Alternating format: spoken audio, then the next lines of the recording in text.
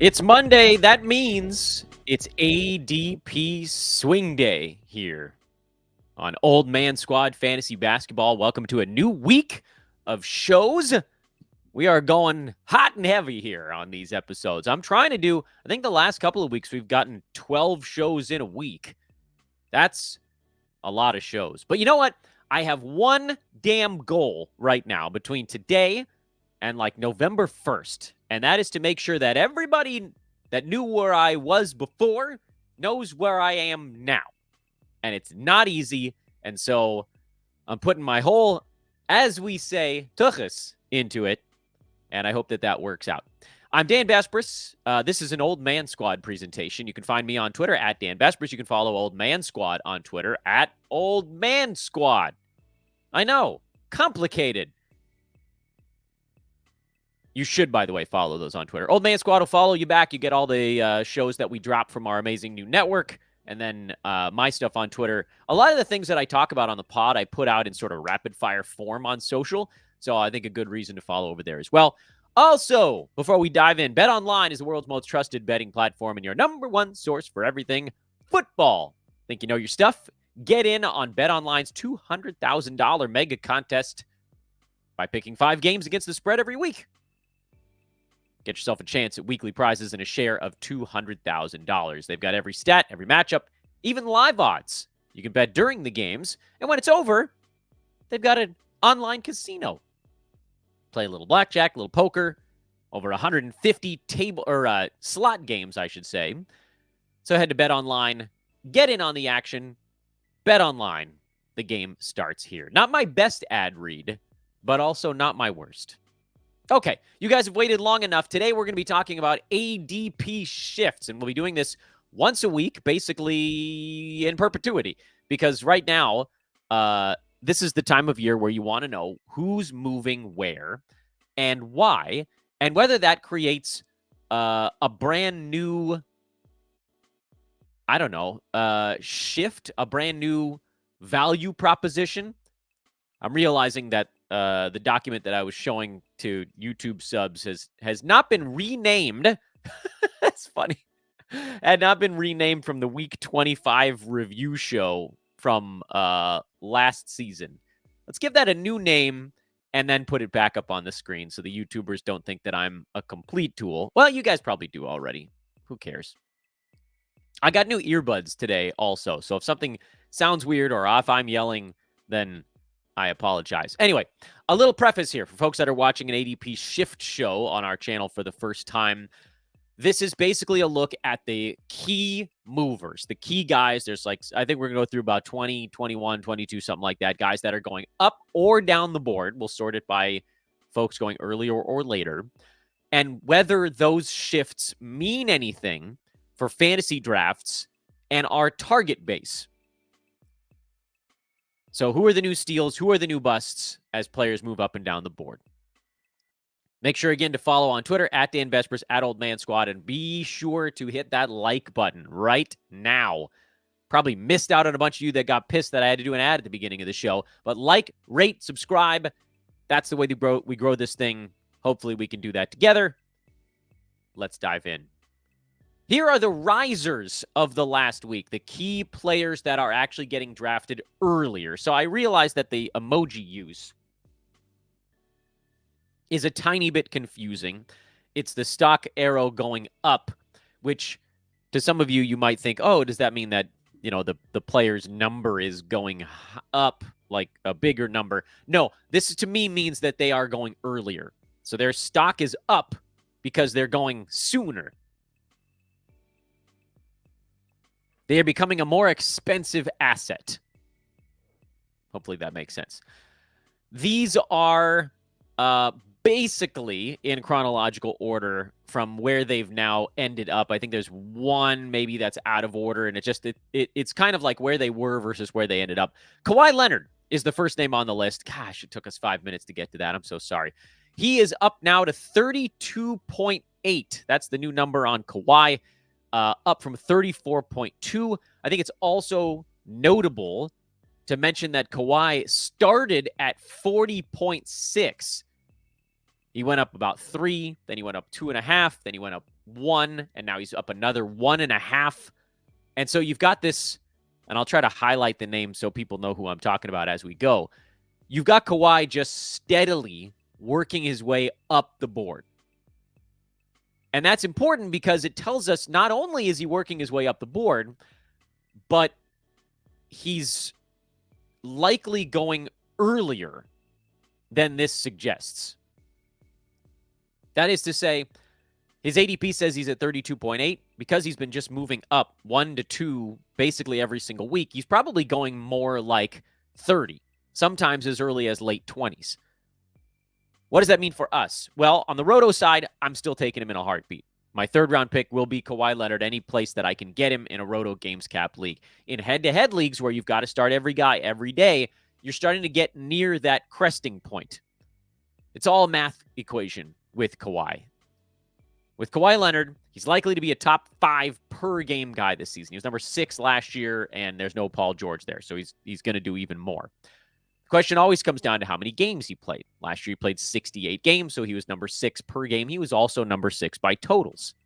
If he gets into the high 60s, he'll be a first-rounder this coming year. If he gets into the mid-60s, he's probably a first-rounder this year. If he gets to 60, he's probably around this draft slot. Not the 32.8 that's on the board, but the real spot that he's going in, which is late 20s. To get to 32.8, if he really is going at 32, if you can really get Kawhi at 32 or 33, you do it in every format. Because he only needs to play in like 55 to 58 ball games, probably less, honestly, to get to this mark. Like, he almost could have gotten, remember when he opened up at 40?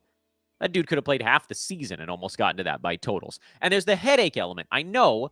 But for now, Kawhi Leonard, despite the continued rising, still a go for me in all formats. Roto, a big go, and head-to-head, a little bitty go. We'll try to move through some of these names a little bit quicker, but I thought he needed a longer explanation. Derek White is up now to 49.5. It's the first time we've found White inside the top 50 by ADP. He started at 56.1, so he is continually going sooner and sooner. He's now going in the middle, really, of the 4th round, and the ADP is just working on catching up to that fact. So 49.5 is not really where he's going. He's going more like 45, 46, I guess late 4th round. You're not going to be able to get him in the 5th round where you could before. Derek White, much like Kawhi Leonard, still someone that I like. He was number 24 last year. By all accounts, with no Porzingis, he'll be doing the same or more for the Celtics this coming year. The question, of course, is do the steals, blocks, and percentages hold as good as they were this last season? And we just kind of have to hope that they do. So yes, still one I like, even at this earlier price. He has not priced himself out just yet. Love him in Roto because of his across-the-board production. And I love him in head-to-head if you're trying to build a well-rounded team. Devin Vassell is up to 69.6. This is kind of the first time that he's moved forward after he opened at 68 and fell all the way down as low as 72.2. He's now back up close to where he started, which this one's kind of like a big meh for me in terms of the movement, because when he was going down, we got very excited. Ooh, this is a guy we had to take in the middle of the 6th round. Now he's fallen to the back of the 6th round. Maybe he'll even get into the 7th. Looks like no. The world has rebounded. People were like, Devin Vassell, he shouldn't be going at 72 to 74. He should be going a little earlier than that. And so now he moves back into sort of that mid-6th round, which I think is very fair for him. Call that one even money.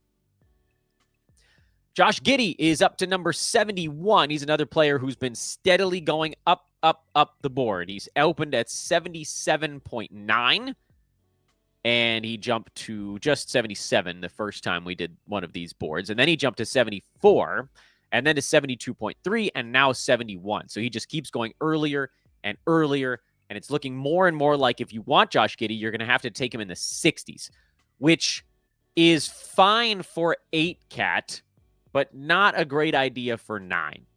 He was number 72 in 8-cat, not this past season, but the prior one when he was actually a feature part of what the Thunder were doing.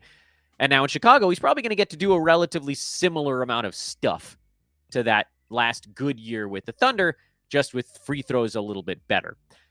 The free throws get better for 9 Cat. That pushes him probably into the top one, inside the top 100. And 8 Cat, that's how he gets to this marker. So again, we're starting to price him out. 8 Cat, it's fine. He probably doesn't blitz this by much anymore. In fact, where he opened at like 78, he was probably a small value in 8 Cat. Now we're wiping it out. He's probably going to be in the 60s, would be my guess, in 8 Cat this year. Maybe he gets as high as 50s, so maybe there's a little bit of value there. But if you're including turnovers, and I think they're going to be not great for him, 9 Cat, he's probably behind this marker. So we'll call him a little bit of a settings type of guy. You might call him a punt guy, whatever. -1 rank guy.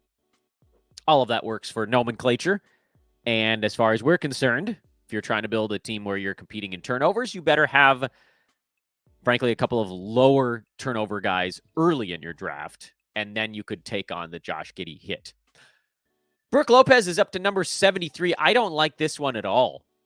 I didn't like him that much at 79 where he started because, remember, he was not a feature player once Doc Rivers took over in Milwaukee.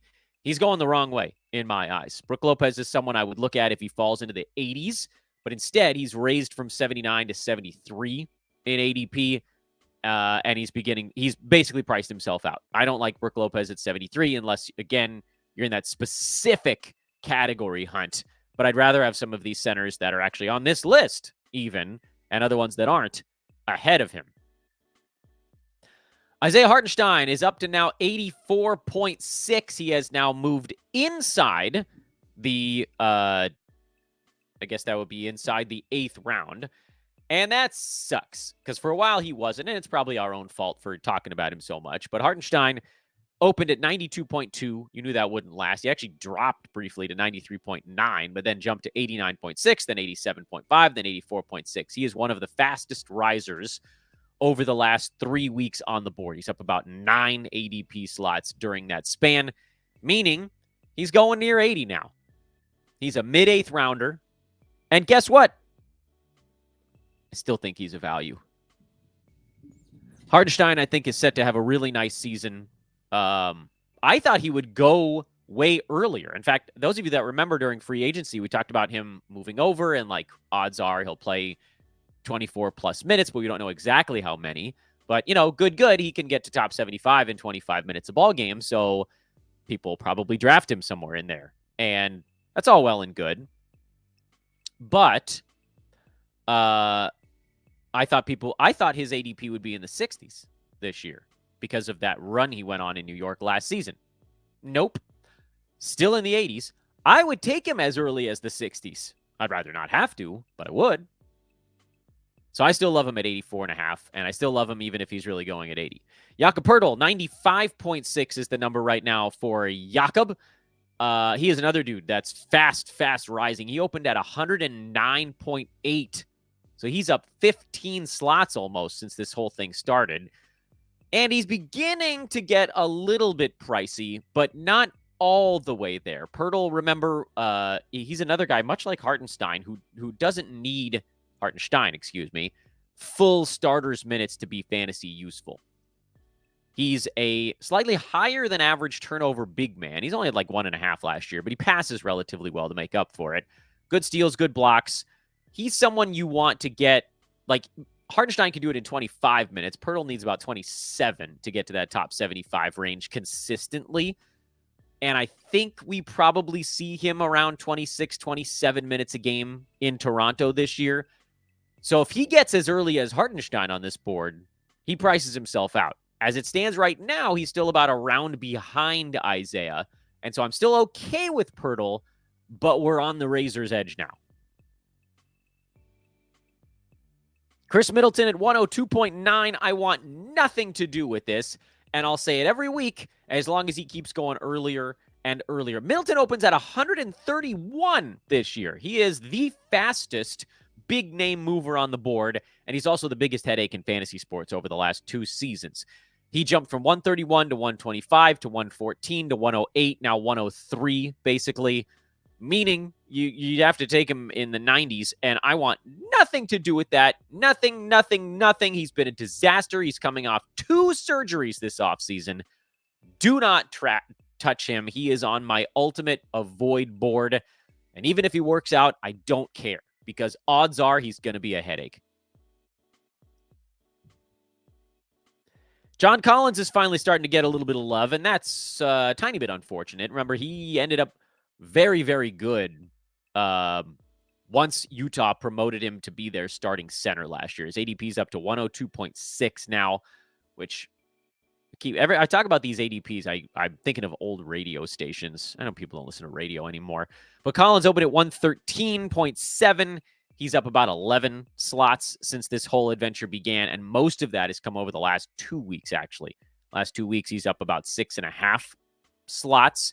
So he's another dude you probably have to take in the late 90s if you want to get him right now. John Collins and Walker Kessler are 2 big reasons that I don't like drafting early. Meaning I don't like drafting this many weeks. What are we still? 5.5 something weeks before the start of the NBA season, because we don't still know what Utah's doing with their starting front court. That's the long and short of it. Like, if we knew, this whole thing would be very simple. If it's Kessler starting, you go Kessler. If it's Collins starting, you go Collins. But we don't know. So, like, whatever. If I had to guess right now, I would lean Collins, because I think they liked moving a little quicker, a little more offense. So, if I'm drafting today and Collins is there after 100, I probably do take him. But I'd rather do my draft later and have more definitive numbers on this. Even if it means that Collins' ADP goes up the board, I don't think it'll go up as far as it should if he gets the starting job. This is one of those ones where you probably want to sit on it. 2 more risers before we get to the fallers. Onyeka Okongwu, 119.7 now is the new ADP. And I still like him there at 120, but he's been up a lot. He opened at 139 last 2 weeks. He's up about 8. Last 3 weeks, he's up from 137 to where he is right now. And, some of that's there are rumors floating around that he might get the starting job over Clint Capella. I'm skeptical of that. But what I'm not skeptical of, and the reason I like Okongwu, is, he was 105 or whatever it was, 105, 110 last year as a full-time backup. Clint Capella played 73 damn games last season, and Okongwu still posted value inside the top 110 with a sinking block rate that, could come back. There's no guarantee that his block rate's just going to be lower going forward. It might be, but there's no guarantee of that. And so if anything at all happens to Clint Capella, injury, trade, team decides they want to just give Okongwu a little bit more, play him together a couple of minutes, all these little things could happen. And if any one of them happens, Okongwu storms past this ADP. So I still like him, but we got to keep a close watch on it, because he is rocket boosting up the board, and pretty soon it'll be troublesome. And the last riser I want to talk about on today's show is Colin Sexton, who's up to 120.8. So he's still not in the, you got to get him kind of territory, but he is starting to inch that direction. Another guy that's been moving up over the last week. He jumped 2.7. That's a pretty big jump at this point, once now we have basically a month of data in the books. He's up about 5 over the last 2 weeks, 8 over the last 3 weeks. So he's not moving at lightning pace, but he is a guy you need to take in the 10th round now if you think you're going to get him. He's a nice punt threes option late. He's a good scorer late. But because of that, if you're not punting the things he's weak at, he has trouble exceeding top 90. So pretty soon, he's not going to be all that much fun to draft anymore. But right now, where you can get him mid-10th round, he's still a pretty good choice.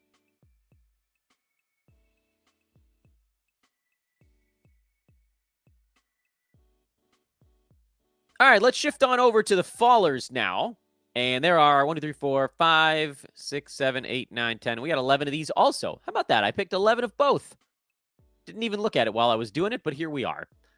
Anthony Edwards down to 12.1. He is the guy whose face is on the thumbnail. because it's hard to move when you're up near the top of the board. And of all the guys near the top of the board, he has basically moved the most.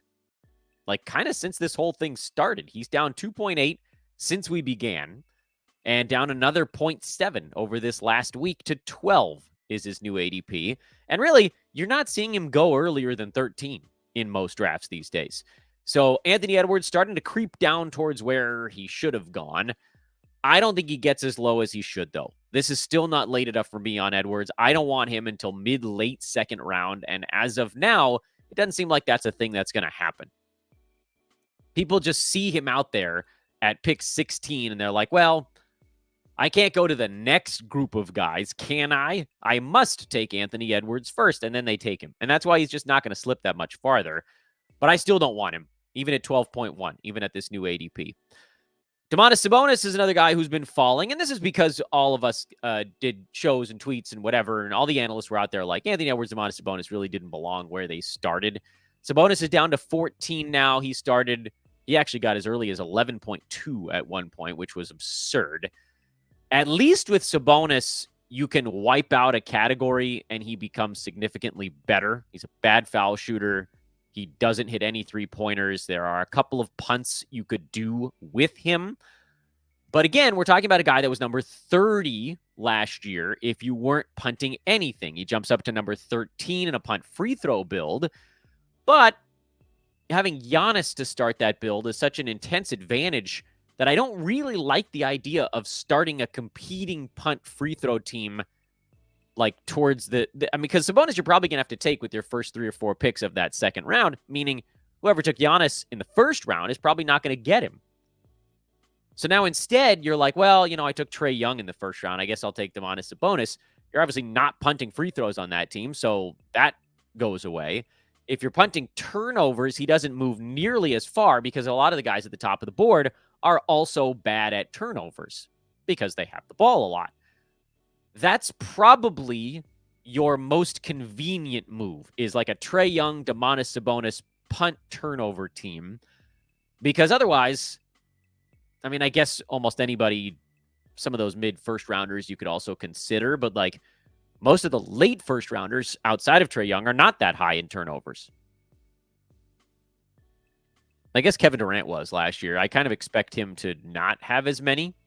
But most of the other guys around there are in the 2s instead of the 3s.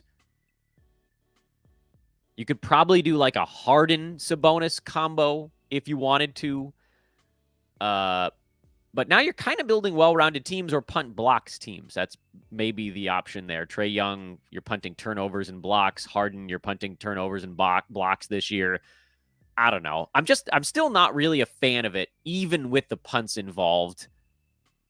Though the advantage of Sabonis and the same one with Anthony Edwards is these guys do tend to play most of the season. So that's kind of your backdrop. Kyrie Irving is down to 19.5. I said it on a show last week. He is very, very close now to where I would want to draft him. Opened at 15.5 ADP. He's down by 4. He's basically like a half slot away from being where I draft him, meaning he's there. Like, I'll take Kyrie Irving at 20. At this point in pretty much any format because he's going to be top 10 per game. So again, you get into the math equation. Kyrie Irving last year played 58 ball games as the number 9 player in fantasy. So by totals, he was number 27. We can fuzzy math it a little bit and just kind of say, look, if this dude played like 4 more games, he basically gets to this ADP. Problem is, do we think he's going to clear 62 games? Do we think there's any chance he clears 64 games this coming season on a team that went to the finals? I would lean towards no. So that's why he's just now barely inching into the area that I would consider drafting him, is because I don't think that the games played versus per game tips in the right direction yet. But by 20, 21, 22, something in that neck of the woods, you're pretty much there. Jaren Jackson down to number 31. He's still not really a guy I'm drafting in almost any league this year. I know some of you that watched my mock draft a week ago. We did a Wemby JJJ early build to knock out blocks from guys that weren't going to hurt your free throw percent, but don't really help field goal all that much. And it sets you behind the 8 ball in scoring and assists, but you can make those up because you're punting field goal and you just lean into scoring and guards pretty much the rest of the way. Otherwise, I'm not super into JJJ. The Wemby JJJ build is kind of the only one in my mind that really makes sense with him going early 3rd round. Otherwise, there's too much risk tied up in the fact that maybe he doesn't block 2 shots a game this year. Jamal Murray is down to 49.4, and I think I'm back in on Jamal. I know he's a massive, massive injury fear right now, so maybe this is one of those ones where we just see what he looks like during training camp. But he looked bad in the Olympics, and he looked bad in the playoffs last year, and he just doesn't seem healthy. But if he does, and he's going now, like, this suggests that he's probably going outside the top 50, that you can get him in the 5th round. He's a 3rd rounder on a per-game basis, and if he's able to get himself right from a lot of this stuff, there's no reason to think he won't get into the mid-60s, and that gets him past his ADP. Problem is, of course, if he comes into training camp not looking right, and then you're worried he might miss games to start the year, then they kind of put this one out to pasture. In this exact moment, I'm into it because I think he'll probably be okay another 5-6 weeks from now. But again, if I have my druthers, perfect scenario, you wait. Just don't have your draft so early, and let's wait and see how Jamal Murray seems. Kristaps Porzingis is down to 83.9. This is an easy one. He was pre-ranked at like 55, 60. Yahoo screwed that one up bad. Then they adjusted him down by 50 slots, and now his ADP is just kind of catching up to it. But there's legitimately no redraft scenario where I'm drafting Kristaps Porzingis this year. None. The only place he ends up on a team of mine is in a keeper league if you can get him late and then not have to spend much to keep him for next year. He's a next year play. Jordan Poole is down to 92.9 now, and I kind of like it. He's down from 83.9 to 92.9, so he's fallen 9 slots over the course of this full draft season, and everybody hates him. And this is more like what we expected. Again, if you guys remember talking through this during the summer, I was like, people hate Jordan Poole now. He ruined so many teams last year that this is our opportunity. And sometimes you get this, like, I don't want to go too far off on a tangent because we've got some other names to get to, but just from a fantasy handicapping standpoint, this is a teaching moment, not about Jordan Poole, just about how the sort of ebb and flow goes and human nature. Human nature is when you get a win on a player, oftentimes you want to go back in with that player again. And if you get a loss on a player, sometimes you want to avoid that player and never take another loss. But the reality of the situation, and we can use an example of this. I'll try to think of one while I'm talking.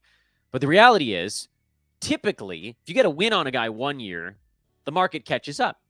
And if you take a loss on a guy 1 year, usually the market over-adjusts the other way. Maybe I shouldn't say usually, but many times this is what happens.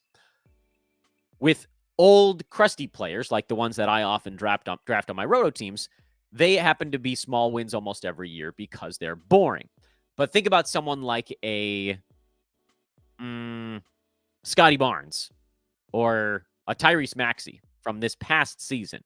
Big wins. And a lot of people are just going to keep pumping money into that slot machine, even if the price gets too high. Now, luckily, lately, we've seen Maxey come down in ADP. He's kind of leveled off, by the way, over the last week or so.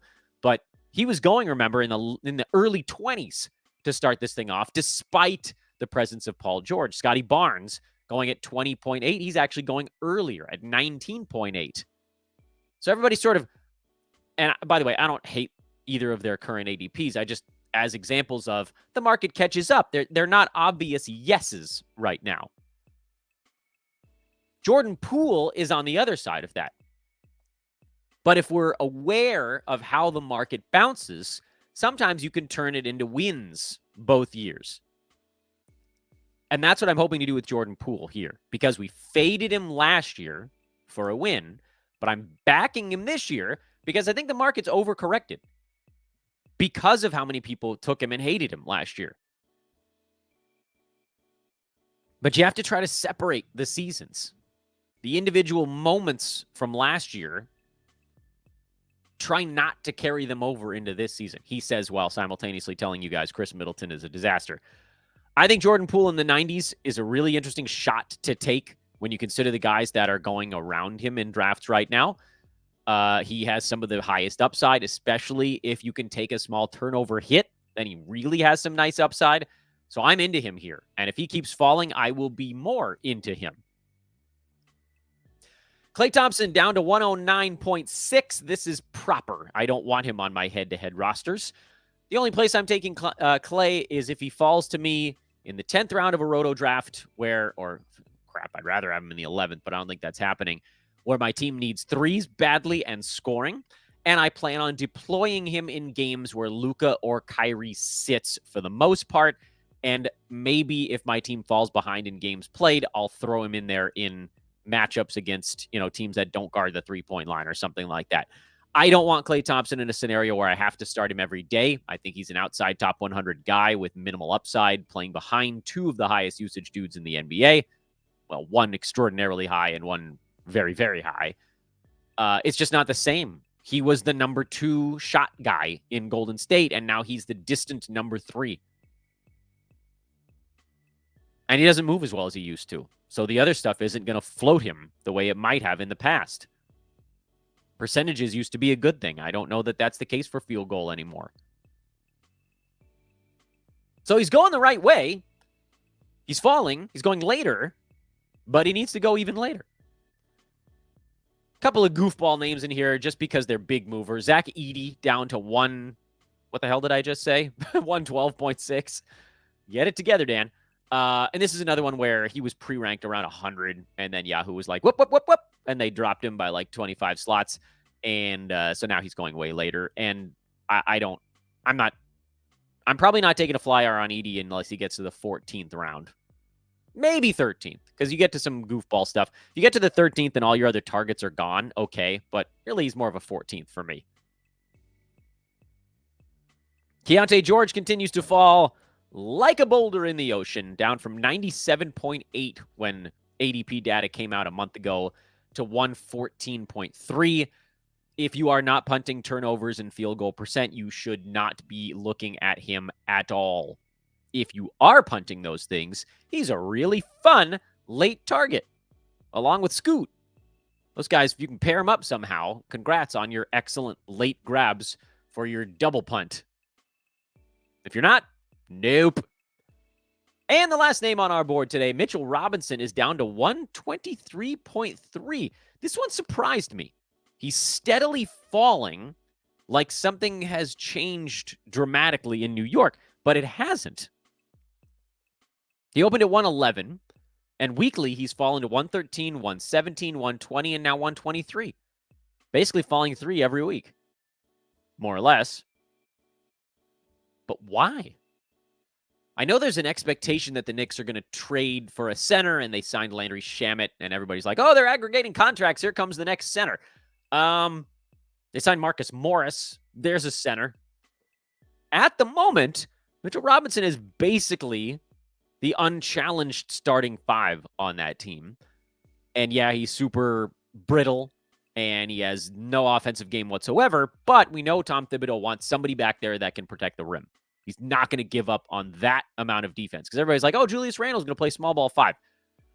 I don't think Tibbs is playing Randle at the 5, because then they're going to get into a shootout, and that's just, look, their offense is going to be better, but that's just not the way that Tom Thibodeau wants to run a team. And so for now, Mitchell Robinson looks like a guy who's going to probably play 26, 27 minutes a night. And if your team can handle his free throw issue, he's a no-brainer at 123. And even if your team can't handle his free throw issue, he's kind of a no-brainer at, this is 11th round. It depends on if there are any other of those interesting centers still out there. But at the moment, he is going, I think, just in front of one of those sort of bad free throw shooting, take a shot centers late. The order of them right now, I believe, and I'm scanning the numbers, but I might miss one. Walker Kessler, these are all the late centers. So Zubats is not on this list. He's going earlier. Walker Kessler, and then Derek Lively, and then Daniel Gafford, and then Okongwu, and then Mitchell Robinson, and then Trace Jackson Davis. He's the one that's going after. But, I mean, like, I take Mitchell Robinson over a couple of those guys for the possibility he plays full starters minutes. I don't love him because he shot 40% at the foul line, but it seems kind of crazy to me that he's way behind some of those other dudes when he might have the same or a better season than those guys. And that is your list. Let's do a quick, super fast recap at the end here of the risers and the fallers. We'll do it, the Ray Finkel, Ace Ventura monologue style. Kawhi Leonard, earlier, still like him. Derek White, earlier, still like him. Devin Vassell, earlier, still like him. Josh Giddey, earlier, he's priced out in 9 cat, still okay in 8. Brook Lopez, earlier, don't like him. Hartenstein, earlier, still do. Jakob Poeltl, earlier, barely still do, but I still do. Chris Middleton, earlier, and I didn't like it even before. Now I hate it. John Collins is going earlier. He's a guy we want to wait on. Onyeka Okongwu and Colin Sexton are the late guys going earlier. I still like them where they are, but if they continue to move this way, then we'll shift. So those guys are also moving kind of near the pivot point. Fallers, Anthony Edwards and Domantas Sabonis going later. I still think they should each probably go a little later than they're going, but Sabonis, you can make a better argument for on the head-to-head side. Kyrie down to 19.5, and now I actually think he's a little bit of a value instead of a mess, 5-6 spots earlier. JJJ down to 31. Nah. Jamal Murray down to 49. I'm now kind of interested in him if we see that he's upright. Kristaps Porzingis is falling, and I want nothing to do with that. Jordan Poole falling to 93. I like this one now. Klay Thompson down to 110. Not yet.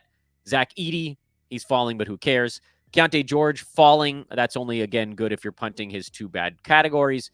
And Mitchell Robinson down to 123. I am now into that one as well. So that is your list of new values, new busts, and guys that are starting to get a little too close to the pivot point for comfort.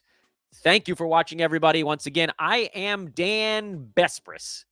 That's right, at DANBESBRIS for Old Man Squad Fantasy Basketball. Leave a comment if you have a thought. Like, rate, subscribe, all that good stuff. Everything that helps us sort of get little bitty algorithm pushes. All of that is important for us. Also, StreamYard let me turn on 1080p. So I don't know if the resolution's going to be better, if the quality is any different. Hopefully it is. You can let me know if, what you guys are seeing on that end.